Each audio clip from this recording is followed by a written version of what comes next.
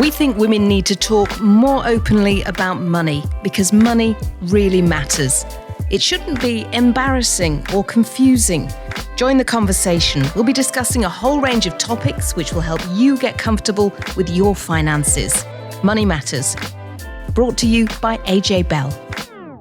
Hello and welcome back to the AJ Bell Money Matters podcast. I'm Laura and I hope you're well. It's been a while since we did our last podcast, Annie.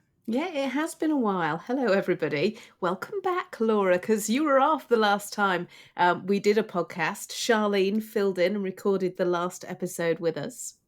I know, the wonderful Charlene. Big thanks to her for filling in while I was jetting away. Did you have a lovely time? I bet you did. I did. It was so lovely. I feel like the transition from sunny Australia back into grey, dark England in January has been a little tough, I'm not going to lie. Yeah, I always think that winter sun sounds so brilliant, but then you've got to come back to dealing with the realities of cold January in the UK. And I must say that I actually had a couple of weeks off for Christmas. I stayed here in the UK, so it wasn't warm and sunny and lovely, but I do feel like it's been and gone in a blink. I mean, that time just absolutely vanished. And, you know, the tree is down and we're now in this sort of flurry of New Year resolutions. And I'm not ready for that. Have you made one this year? No, normally I'm the biggest fan of a kind of January reset. Think about what happened last year, set your resolutions. I've set like a couple of tiny ones that feel very manageable and doable. And otherwise, I'm just continuing as I was last year. Well, I promised myself this year that I was going to attempt dry January. Once my second Christmas with my sister who came over from the States was over. So that was the 5th of January. And then on the 6th of January, the snow started to come down. The kids are still off school, and I've had quite enough of that. And I reached for a rather nice glass of red wine just to help it all go down. But, you know, you've got all this stuff to deal with, a whole load of emails in the inbox and a tax bill that needs paying by the end of the month. It seems very unfair that HMRC choose January and the end of January for the self-assessment tax return deadline. But I guess in a way, if you're hibernating in, you're not going out, it's dark and grey outside, what better time than dealing with your tax affairs? So there is, of course, the due date for the payment that goes with that tax return also, which is not great timing in January. But what really astonished me was the number of people who filed their tax returns on Christmas Day itself. I think it says a lot about how much they want to spend time with their family and how good their Christmas is. But more than 4,000 people filed it on Christmas Day. I just don't know what to think.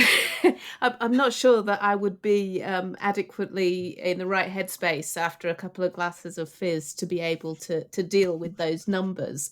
But I suppose for a lot of people it is, as you say, it's the only time that they've got where they're not working or they're not doing all of that pre-Christmas celebrating, sitting down, and 40,000 people actually filed over that full Christmas period, so Christmas Eve to Boxing Day. We're going to go through some of the key things that you need to consider if you haven't filled in that form yet. It might be that you don't think that you need to, but it is easy to get caught out, so stay tuned. And we've also got some exciting news to share with you because Money Matters is teaming up with the award-winning team from Ageism is Never in Style to launch a brand new campaign, which is #Don't Fear Your Future. We'll be helping their hundreds of thousands of followers chart a path through financial uncertainty so they, like all of you, can live and invest in their best lives at every age. And we would love it if all of you Money Matters listeners would engage with the campaign on social media. Share it as we try to help more people deal with getting older, which is a privilege, even though sometimes I look in the mirror and sort of wish that I could freeze things a little bit. But it can be scary if you've not planned for that future. And keep listening because we've been talking to the CEO and founder of Ageism is Never in Style, Jacynth Bassett. She's been talking about why she launched the campaign in the first place and the fact that many people only think ageism affects people in later life, but actually it can be something that affects you at all ages. She's also taken over our Money Matters newsletter this month. Hopefully all of you listening are already signed up, but if not, go to the website ajbellmoneymatters.co.uk and you can sign up to the newsletter there. And we'd also like to invite all of you to join us for a very special webinar featuring Jacynth and our founding ambassador, Baroness Helena Morrissey, who are going to share their experiences of ageism and tips for equipping yourself so you don't fear your future. That's happening on the 29th of January at 12:30 p.m. You'll find details on our socials and also in the description for this pod. Okay, so let's return to tax briefly. We'll start with the basics. So you need to file a tax return if you had an income of more than £150,000 in the last tax year, or if any of these things applied. So you were self-employed and earning more than £1,000. You had to pay capital gains tax on something that you sold or transferred for a profit. You pay the high income child benefit charge, or you were a partner in a business partnership. And that's not all. If the above don't apply to you, you might still have to file if you've received more than £10,000 from savings or investments in the tax year. And we just must sound a klaxon because the deadline for filling in and submitting the form is midnight on the 31st of January. Or you could face penalties starting with a one-off £100 or more to pay if you are over 3 months late. Remember, of course, this is for the tax year which ended last April 2024. So don't get caught out. And here's another thing to think about is that the deadline of the 31st of January is also when any tax that you owe needs to be paid by as well. So you've got to fill your form in, submit it, and also pay the tax that you owe. And if you don't, you'll start to accrue daily interest from the 1st of February. They don't give you much time, do they, Laura? And the interest rate charged by HMRC is a whopping 7.25%. Now, if you are having any difficulties paying, you might be able to agree a payment plan online with HMRC as long as you owe £30,000 or less. You can also apply to reduce your payments on account for the next year if you think your earnings will be significantly lower than before. I have to say, and some of you are going to kick yourselves now, because if you owe less than £3,000, you can pay any tax you owe via your tax code. However, you've already missed the deadline for that. That was the 30th of December. So you might wonder why I'm telling you this now, but it could be of some use to file away in the back of your mind for next year. And we also need to think about the interest that you're earning on your savings. So if you've got cash savings out there, you might have to pay tax on that interest if you've got a decent amount in cash savings or it's been earning a high interest. So your savings and investment provider will have sent you an annual summary or statement after the end of the tax year showing what you earned with them for that tax year. And so you need to check whether you might have to pay tax on that money. So there's something called the personal savings allowance, which means that you get a certain amount of that savings interest tax-free. If you're a basic rate taxpayer, then you get £1,000 a year of savings interest before you have to pay tax. If you're a higher rate taxpayer, that's reduced to £500. And if you're an additional rate taxpayer, then you get no personal savings allowance and you have to pay tax on all of the savings interest that you receive. So obviously when interest rates were near zero, lots of people didn't have to worry about this. They weren't breaching their personal savings allowance. But if interest rates were at 5%, for example, £10,000 in a standard savings account was enough to trigger a tax need for higher rate taxpayers. The good news here, though, is that if you don't have another reason that you need to file a tax return, you don't need to do it for this purpose. The taxman will check what you owe, and they will send you a letter if you owe money. However, if you need to file a tax return for one of those other reasons that we talked about earlier, then you need to include these details on your tax return. They really don't make it easy, do they, Dan? They don't. And also, if you're a shareholder, then you face similar issues with dividends. So this is outside of tax wrappers, of course. Now, you get a dividend allowance, which is the annual amount of dividends which can be received tax-free, but that has been shrinking. And if you're filing for this January, you're dealing with just £1,000. If you're filing next January, it's going to be cut even more, halved to just £500. So do consider that. And also gains on share sales are also in the spotlight as well, because the capital gains tax allowance has been drastically cut back too. If you have any questions about any of this, it is worth talking to an accountant or your financial advisor if you have one. Just make sure that you are doing everything to make sure that you're using any tax wrappers that you can to avoid paying any of this, and to make sure that if you do owe tax for any of these things, that you pay it so you're not paying interest at a later date. And one thing that's particularly underclaimed is if you're a higher or additional rate taxpayer and you pay into your own personal pension, so a SIP, for example, a self-invested personal pension, it could be that you could claim back more money on pension tax relief. So if you pay into that SIP, then you would receive basic rate relief of 20%, and that automatically gets applied. However, if you're a higher or additional rate taxpayer, then you will be eligible for additional pension tax relief, and you can apply for that on your tax return, and then that means that you will get some money back. It doesn't automatically go into your pension, but it could be used to offset some of the rest of your tax bill. And just one final thing, which will strike a chord with lots of Money Matters listeners if you have kids, because thresholds for clawing back child benefits have gone up.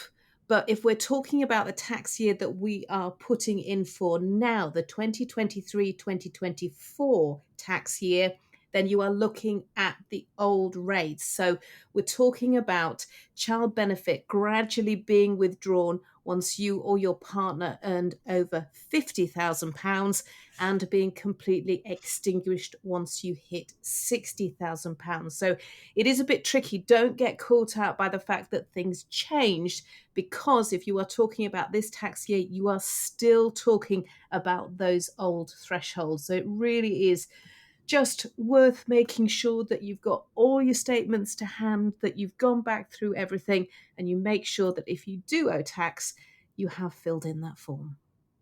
Okay, hopefully that was useful. Maybe slightly depressing to talk about tax in January. But if you're feeling a little bit blue, then here's something to brighten up your mood, because we've been chatting to the incredible Jacynth Bassett, who is founder and CEO of the award-winning Ageism is Never in Style. She's made a huge splash on social media, make us all question how we think about aging. And we've teamed up for a special campaign, which is #Don'tFearYourFuture.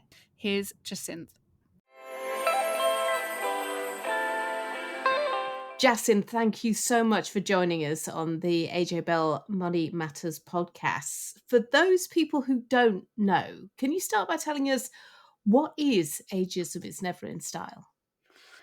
So thank you so much, Danny. It's such a pleasure to be here. So Ageism is Never in Style is a global campaign, consultancy and community, all committed to changing the narrative, empowering and driving positive social change around aging. So we have these three pillars. We have our consultancy, which is how we work with brands, businesses, organizations, charities, who are all committed to looking to really future-proof and realizing that age inclusivity is the future, socially and commercially. So we consult with them in lots of different ways, from internally working with them with workshops, on their culture, on their we even do audits to help them improve their language, their visuals, their marketing, to really also connect authentically with the different consumers of different ages.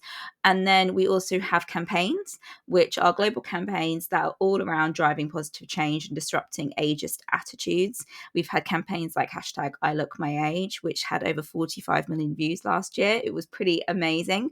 And then we also, and actually often brands work with us also to partner on a campaign, which obviously is one of the things that we're doing with our campaign, hashtag Don't Fear Your Future. And we also have our community, and our community is really grounded in this idea of ensuring all people can feel seen, valued, and heard at every age. And it connects all ages, offering them a safe space, a platform to really, challenge even their internalized biases around age that we all have, and also just feel better about getting older. Because, as we like to say, aging is a privilege, not a punishment. But the reality is society tells us completely the opposite. And our community has over 230,000 across social media. And it's just wonderful seeing how they all connect. They're highly engaged, very much sort of ambassadors of championing a positive approach to aging. And so we have these three pillars, and they often interlink. So, for example, we might do a campaign with a company, we'll work with them on their narratives internally, and then we might tap into our community. We've created modeling opportunities, content creator opportunities for our community. And it's a really exciting, refreshing approach to the ageism space, which is just growing at an exponential rate at the moment. I want to talk more about the campaign that we're doing together. Yes. But first of all, people who are listening to this, maybe they've seen you on social media, maybe they're catching a snippet on social media. You are a very young person, and some people must ask you why you're doing this, why you think you're the right person to be doing this. So, yeah, absolutely. It's one of the most commonly asked questions I receive is, why are you interested? Or rather, sometimes more bluntly, why do you even care? So I'm 32 now, and I've been working in this space for nearly 10 years, which is quite, makes me rare in kind of two ways, because I am younger, reality, than a lot of people working in this space. But I've actually been working in it longer than a lot of people in this space, because the ageism movement, as much as it actually has existed for decades, it hasn't really taken off until the last few years. And a lot of people are now emerging and getting more into it. So from a personal standpoint, my story started really with my mum, somebody who is taking part in Don't Fear Your Future with us. And I really started to witness how she was increasingly feeling alienated and invisible and somewhat irrelevant just because she was getting older. So she had me at the age of 40, which meant she was technically classified as a geriatric pregnancy. And which, I mean, goodness me. And really, it was, I guess, at first on a subconscious level, I started to notice how she was just treated differently. We began through my first step was almost through the lens of fashion. So I started noticing how we go to shops and how brands, customer service, all of it just were not catering to her, not really paying any attention to her. And then conversely, you had myself, who at the time, maybe I was a teenager, who, does not exactly have disposable income. And yet I was being targeted with everything. So I realized at first on a sort of subconscious level, there was a disconnect. And then when I was at university, I was actually studying law. But I realized law wasn't for me, and I wanted to go down a slightly more entrepreneurial and creative route that also had an impact on social change. And I just began thinking about my mum. And that was where my idea first for my fashion business, The Bias Cut, was born, which was all around pioneering an age-inclusive approach to style and fashion, and really disrupting fashion's ageist, youth-centric ideals around what it means to be stylish.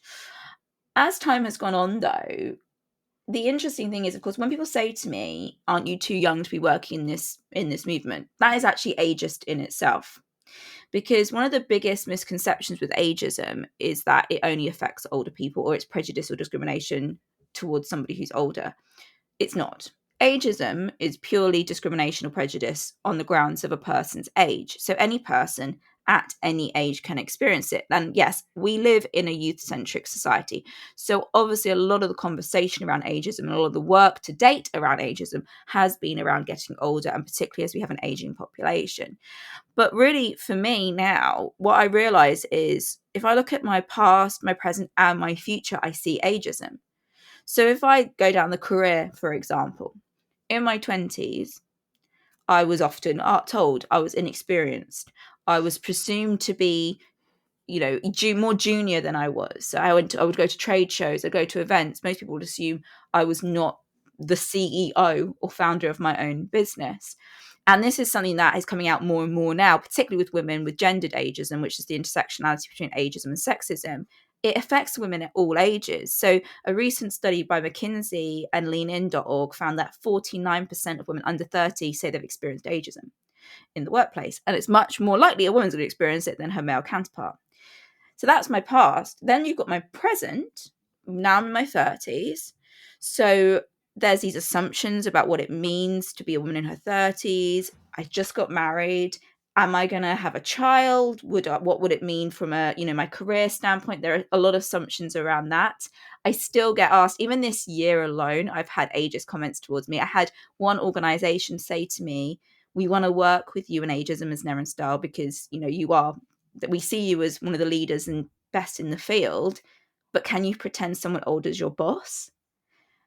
To justify us working with you to our audience. Wow. I mean, that's ageism, right?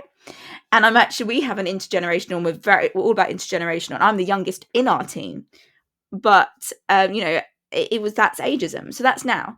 And then if I look at my future, I also can see, if we continue at the rate that we are, we can see ageism. So we know more and more around issues around menopause, being perimenopausal or menopausal, and then by 50s, 60s, going to be too old irrelevant. There was a recent study that came out again in the career where 57 is considered the average age now. Considered a candidate is too old for a job. That's the average age that HR recruiters see as being too old. So really, I think for me, and through ageism as Neren Style, well, going back to that question about why do I feel so passionate at my age to do what we're doing, and why do we feel we're making a difference? Is the ageism movement is a unique movement in the sense that we can all be allies. So I strongly believe in any sort of movement, just because you're not personally affected by it doesn't mean you shouldn't be an ally. We need allies with women, with civil rights, with racial inequalities. We need allies, but also ageism is the unique because not only can we all be allies, but we can also all be affected by it. It is the only ism that every single person can experience at some point in their life. And it's also aging is a universal experience, right? So to date, as I say, a huge amount of the work that has gone on with ageism has been looking at older individuals, particularly 50 plus, particularly extending those later years in life. Absolutely critical. And we have, as say, an aging population. By 2030, over 1 billion will be over the age of 60. If I'm lucky enough, by 2050, I'll be about to join the next billion over the age of 60. So, for me, it's also about my future, but it's also about those today and younger people and older people. As we like to say, we're flying the flag for those who are older while simultaneously inspiring younger people to engage with the movement, to engage with issues around aging, and to actually, feel better about their future. Hence, going back to our campaign, Don't Fear Your Future, because whatever stage of life you're at, it's about being prepared, whether you are, your 20s, 30s, 40s, whatever age you are, feeling better about the fact that actually, like living is aging is living, and living is a gift. So we need to all be a part of this. And I think that I was in New York last week, and a great quote from the Commissioner on Aging in New York was, "We should all be anti-ageism ambassadors." And I really think that's a great kind of takeaway. And that's where what we're doing is very critical, is bringing all ages into it rather than sort of taking that more tunnel visioned. We like to bring an objectivity, a kind of a more inclusive approach, because ultimately it is about age inclusivity. So we say, let's make it inclusive for everybody.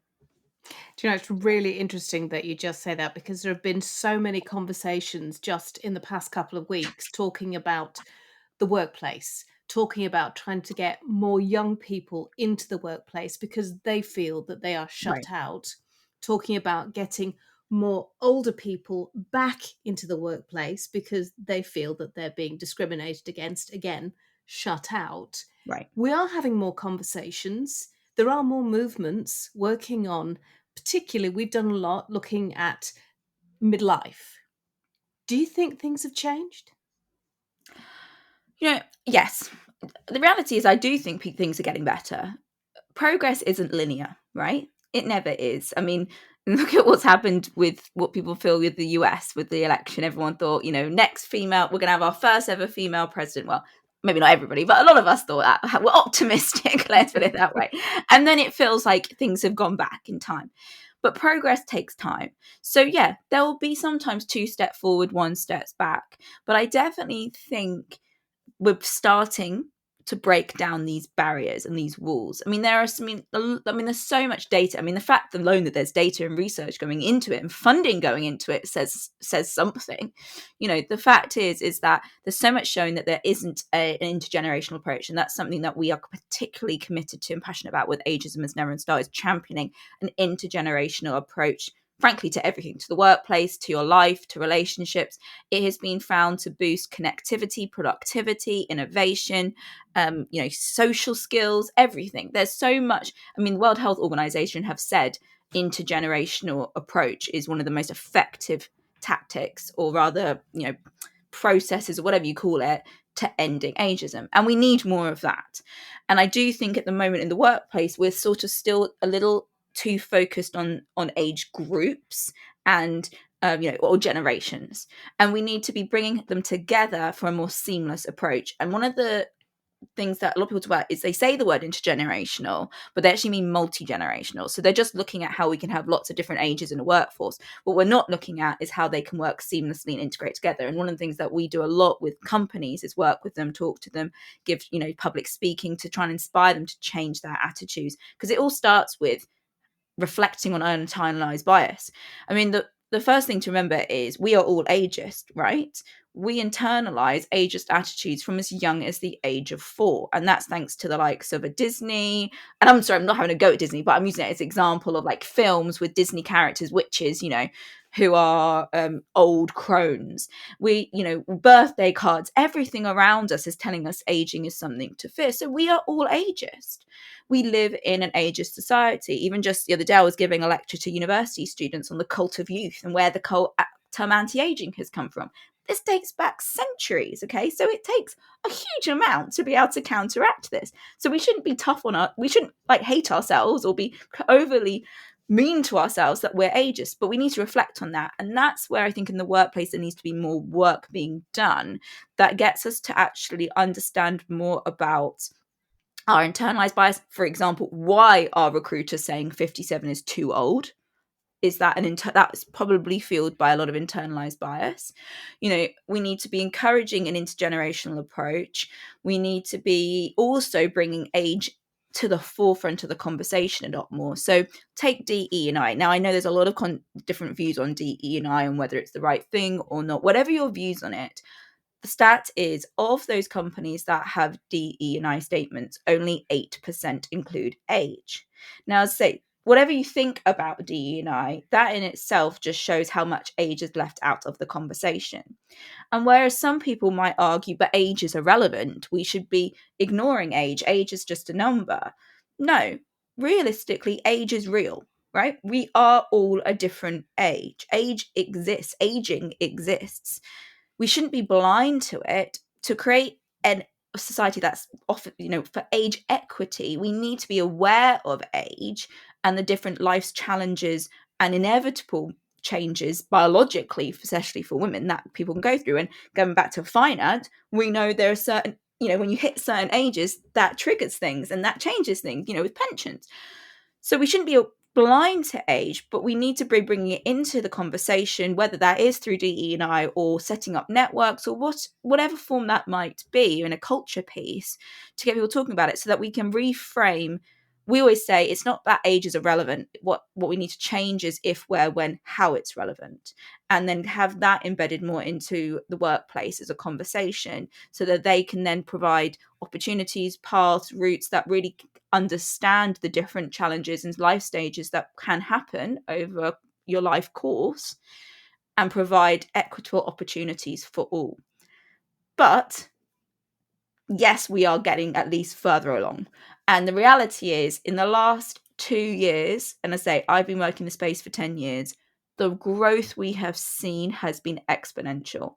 It is exciting. There's an Ageism Awareness Day now every year, and already, companies are going, we need to do something around this. So, yeah, we're not there yet. And it's going to be a long time, before we get there. But I think there's a lot of promising signs. And yes, there has certainly been progress to an extent. You mentioned right at the beginning going shopping with your mum and finding that there wasn't anything sort of calling to her, focused on her, and yet she was the one that had more disposable income to spend. Do you think that companies are now, and all of us are now waking up to the fact that money plays a part in all of this? It's a tricky one because we work a lot with marketers, creatives, visuals. That's something that we really excel in. And it's coming back to this old adage again of youth, that youth is desirable, youth is aspirational. So what we are seeing is a bit of a dichotomy, I would say. Brands are waking up to the reality of the commercial opportunity of, targeting what they call now the super consumer, women over 50, over 45. And there are definitely brands that are trying to do it and are realizing it. The issue is, they're not quite sure how to do it, or they're not sure how to talk to them authentically. And that's what we do. We work with them to speak so they can actually do it in authentic, consistent, and consistency is critical here because there are so many tokenistic attempts or superficial attempts that get undermined so quickly. For example, as we often say to brands, so you had an older woman on the runway, brilliant. Click onto your website and everyone's young again. Or your language says we're pro-age, and then suddenly hashtag anti-aging, things like that. There's so much lack of consistency. And I think it is because brands are generally, marketeers are confused. A lot of them do not know what to do. And then they also question, well, they are consumers saying they want one thing, or do they want another? I mean, as we always say to people, particularly say, for example, in fashion and beauty, it's aspirational. Yes, fashion and beauty is aspirational, but it's not delusional. The consumer is about aspiring to be the best version of yourself today. You're not going to use a cream and suddenly think you're going to be 20 years younger again tomorrow. So it's trying to break down those attitudes. I do think there is more opportunity. I mean, a good example. I mean, I like to think we've had some impact here. There's been women who've modeled for us, never modeled before, who've now gone on, and these are women in their 50s, 60s, 70s. They're now having careers. And we've actually recently launched a modeling network and our content creator network. They're free for people to join. And, people are having second careers, third careers, or side hustles as models. They're in demand. So that's a really good sign. And, speaking of my mum, she now complains she has too many clothes, partly because of me. And she complains to me, I've got too many clothes because of you now, Jacynth. I couldn't buy, and she had nothing to buy before. I mean, getting married recently, she had 5 outfit changes.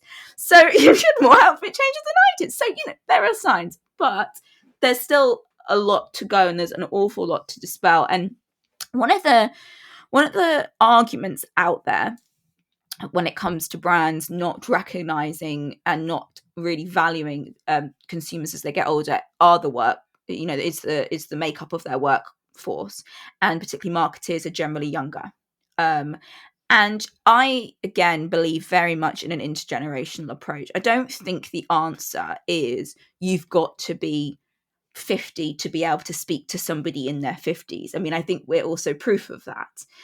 I think it's an educational piece. It's it's understanding, it's compassion, it's education. And, I've had it said to me quite bluntly. Some people have said to me, honestly, Jacynth, when I first saw you, I thought, what does she know? 5 minutes talking, she gets it, right? Because I've integrated, I've understood. I've actually been, since the beginning, I would be welcomed with open arms into communities of women, particularly over 40, over 50, over 60. and I'm having an engaged conversation with them. I'm learning. So I don't think the answer is, I think it's actually quite a dangerous space to get to if we basically say the only people who can talk to or connect with a person is somebody just like them. I think the answer is, again, having this intergenerational, our team spans 5 decades. That is something that's rich, and that is what brings a richness and a diversity and an objectivity that is what I think marketers and brands need to be able to actually tap into these audiences and these consumers in a much more consistent and authentic way. But again, coming back to what I was saying, we're still seeing progress. I think social media has played a big part in this. We've seen back in the 10s, around 2015, 16, we saw a slight uptick in representation with older models, for example. It then dropped again. I think this time there's much more of a swell of support for it. Social media is playing a role in that. I think COVID actually played a role in that as well, where women were also starting to go, I care about my health and my longevity and what it means for my future more. I want to be seen. The grey hair movement, more people embracing their grey because they couldn't dye their hair during COVID. You've got the menopause space. So I think it is, I know it's here to stay, but I think it's taking time. We've also got to get men in the room to listen. I've been to some great panel events and spoken on some panels, but we need the men to be listening in those rooms as much as the women, right? So we need to drive, and we need to have more research to back up more commercial cases. So there's a lot more to do, but I think that brands are slowly, and again, 2 years ago, I mean, the amount of work that we do now, and the panels, the talks, the workshops we do now, people just wouldn't have even thought about it 3 years ago. So that to me is a marker that things are changing. It's interesting. A couple of the women that have gone on to do some modelling work with you are two of the people that we spoke to when we first launched our Money Matters podcast. I know. You had Rachel Peru. I've also seen Valerie. And, it's been absolutely wonderful. And with our Don't Fear Your Future campaign, we've our content creator network, we're working with them to create content with it. And the response has been really, really strong and positive. And the feedback, what is again really important, and I think this is why this movement is also taking off so much, it's not just about supporting yourself and your peers, it's also about the future generations, whether that's your children, your nieces, goddaughters, whatever. So many women, one of the biggest pieces of feedback we've had with this campaign has been, I wish I'd known more when I was younger. I wish I'd been educated on this when I was younger. And that comes back to our whole thing about engaging all ages in this movement. We did a poll earlier this year, and we asked our community, what age were you roughly when you started to engage with aging and ageism? Because there's still a lot of people go, aging only starts at 40. No, it doesn't. It starts from the minute you're born, right? So they said 40s, 50s. Most said that's when they started engaging. Not a surprise. And then we asked, how many of you wish you'd engaged with it with younger to prepare yourself? And 92% said they wish they had, because they knew the younger that they get engaged with positive, engaging, inspiring content that challenges these ageist norms, stereotypes, prejudices, the better it would prepare them for their future. And actually, the University of Yale have found that a positive attitude to aging can increase life expectancy for up to 7.5 years. So that's why it's just so important that we all have this. We need an institutional and a cultural and a personal shift around what we think aging looks like, and that is what's so important, and everyone can benefit from that at every single age. And of course, for us, when we talk about Don't Fear Your Future, we also have to think about not just engaging with ageism, but also engaging with your finances. Right. Because and that has come up so much. It's gone, I wish I'd known this. I wish I'd known this about finance. The number of people who've said, first of all, the number of our community who've talked about the importance of it needing to be talked about at school, that's come up a lot. But also there's been around obviously, again, going back to this point about age is not entirely irrelevant, because the fact that there are moment, you know, when you get your state pension, things like that, age points. So, you know, people going, okay, so if our life is getting long, we're now living in longer life. So I want to know how my money can work for me in more of a passive capacity, perhaps, if I do choose to retire, how I can also prepare for my children, or, you know, work out with tax. So much has come out of this, of how much, you know, these are women, and our community is majority women over 45, but we really actively engage, and I love that more younger women are joining it as well, going, if I had known this when I was in my 20s or 30s, oh my goodness, you know, this would have been so much more helpful. So it's also about passing on wisdom. The whole point of the campaign is to pass on financial wisdom and insight to younger generations, but also to look for, to prepare yourself with being more financially savvy, more confident to look forward to your future. Because the reality is, right, life brings ups, downs, swerves, curves. It's you know, we can't predict the future. We can't, you know, the only thing that is inevitable, if we're lucky, is that we will have a future if we're lucky, but we can't say what it will mean. But how you can prepare yourself for that, one of the strongest ways to be able to prepare yourself for that, particularly as a woman, is by being financially savvy and intelligent, with knowing what to do with making investments, with being able to know what to do with pensions. I mean, the resources, I have to say, on Money Matters are just, it's a bounty of resource. It has got so much on there. And what I love is that, and again, this is why it was so important for us at Ageism as Never in Style to partner with Money Matters, AJ Bell, is that you're looking at it across the entire life course and different life stages. And the reality is, you know, one of the things we talk a lot about with brands as well in organization is stop treating women, particularly over 50, as a monolith. They're not one homogenous group. You know, the amount of, there is much diversity as you get older, if not more. And you have so many rich resources that are also easy to digest, easy to understand. I was literally saying to my husband the other day, I was like, right, we've got this checklist now, thanks for Money Matters. This is what we're doing. And he was like, you're now the expert. You're telling me on to, you know, he was like, good, let's get our finances sorted.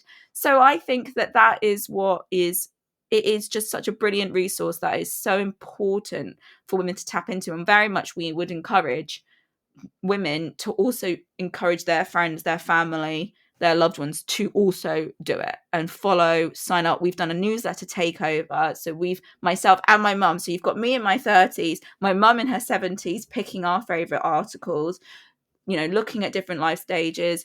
And actually, you know, the more you can be financially informed, the better placed you can be. You can't control everything. You know, what global circumstances, microeconomics can really change things. I mean, trust me, I wish law was useful at university, but I kind of wish I'd studied economics now, to be honest. But things like that, the best thing you can be is placed to know what to do with your money to make it work in the way that works for you. And be smart, be confident with it. And that is why Don't Fear Your Future is just a pleasure to collaborate with Money Matters on. Jacynth, it's been brilliant talking to you. Thank you for your time. Thank you, Danny.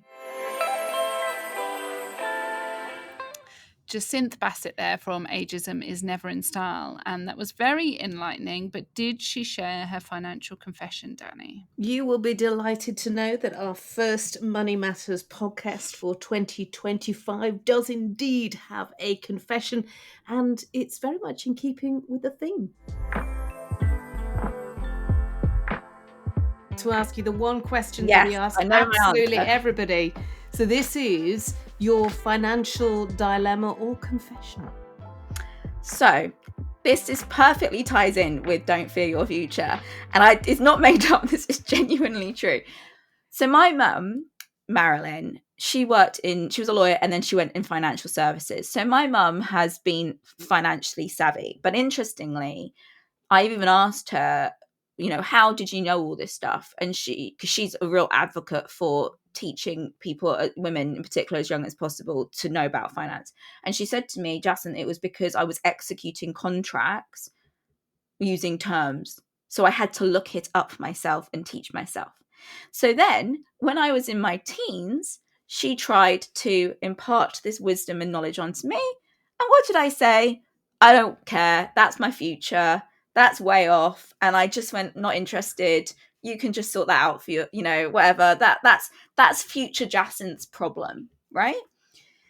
And now I'm like, what an idiot, honestly. And I said this, I even said to my mum a couple of months ago, man, I wish I'd known all this stuff. I'm married, but I'm also self-employed because I have my own business. So, I'm not somebody who's got, a pension set up for me or anything like that by my company, or, I don't pay into a pension. And I said to her, I wish I'd known all this. And she went, well, I did try to teach you and you didn't want to listen. And I was like, you're right. You're so right. I need to know now. So that's my confession, that I wish I had learned in my teens, in my 20s about it. Fortunately, I feel fortunate that I'm, 30s. I'm still pretty young, so I can get ready now. But that is a lesson to myself that I should have paid more attention, because I think when you're young, you don't always see, you see your future as as future problems, pension, retirement, all these things. You think, well, that's way off. I don't need to think about that.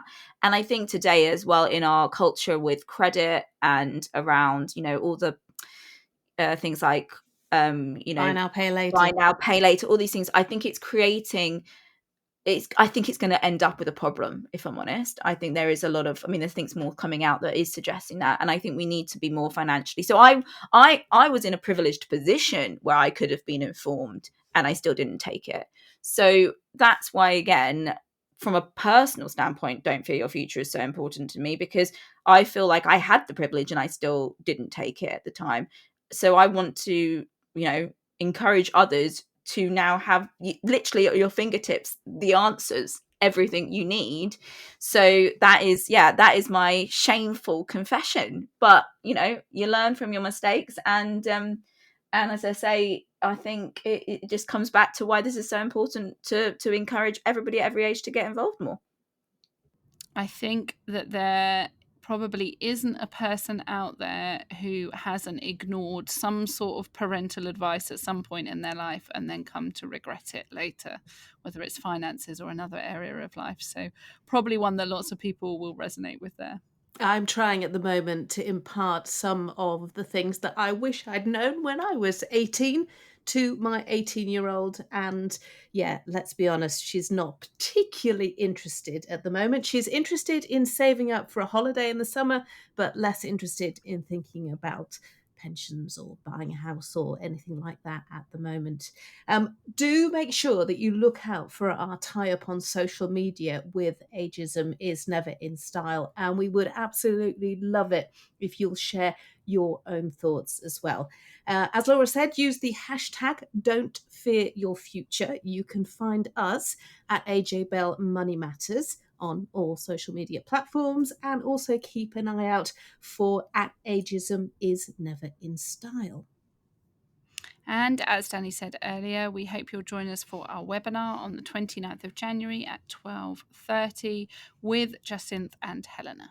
Yeah, it's going to be a really great listen, and we want your questions as well. So do take a look at the pod description to find details of how to sign up for that. Next time on the pod, we're going to be dishing up our financial wins from last year and sharing our resolutions or not from this year. And we'll also share any that we didn't quite manage to achieve last year as well. So that's kind of our confession. But until next time, thanks for listening. Before you go, please remember this podcast is for educational purposes, and the views expressed don't necessarily reflect those of AJ Bell. The podcast isn't telling you if a certain investment is suitable or not. Don't forget that the value of investments can change, and you can lose money as well as make it. It's also important to remember that how you're taxed will depend on your individual circumstances, and rules can change. The way an investment performed in the past may not be the same as how it behaves in the future. If you want help, go see a qualified financial advisor.